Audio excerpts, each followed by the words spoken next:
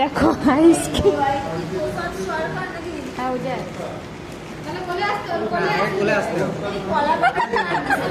বানাও। এটা হচ্ছে ঘুষ। দেখো আইসক্রিম নিয়ে কোলে আসো ঘুষ না বাবা।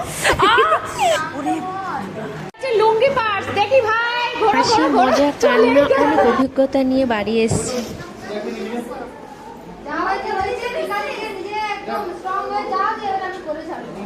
ওখানে গিয়েও কোনো সিরিয়াসনেস নেই, ওই জন্য স্যার ম্যাম বকাবকি করেছে, এখন দুজনের মন খারাপ করে কান্না করতে বসেছে, সেটাকে আবার বোঝাতে বসেছে ওরা।